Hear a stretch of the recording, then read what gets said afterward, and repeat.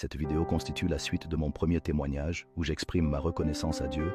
Un jour, je suis tombé sur un verset de Jacques 2, verset 10 qui déclare « Car quiconque observe toute la loi, mais pêche contre un seul commandement, devient coupable de tous. » En méditant sur ce verset, une question essentielle m'est venue à l'esprit. Existe-t-il des personnes sur cette terre capables d'observer parfaitement toute la loi?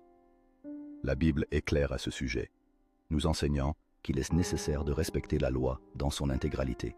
Cependant, au fur et à mesure de ma lecture, je ne peux m'empêcher de ressentir un profond sentiment de culpabilité. En poursuivant, j'ai découvert un autre passage dans Galates 3, verset 10 qui affirme « Car tous ceux qui s'attachent aux œuvres de la loi sont sous la malédiction. » À ce moment-là, j'étais totalement confus et perdu. Je ne comprenais plus rien.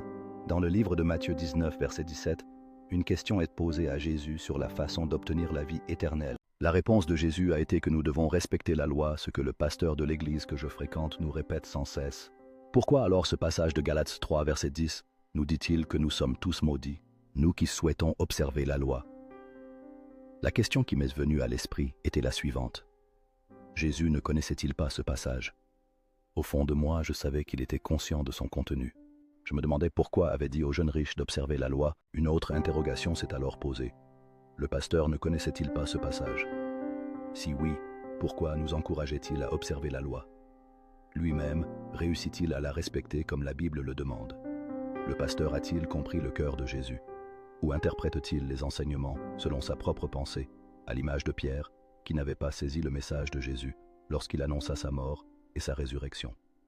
Le troisième jour, Pierre fut alors sévèrement réprimandé par Jésus pour son manque de compréhension, comme le rapporte Marc 8, versets 31 à 33. Cette scène évoque un moment de tension et de révélation. Les disciples entourent Jésus attentifs mais perplexes, alors que Pierre lutte avec la compréhension de la mission divine qui se dévoile.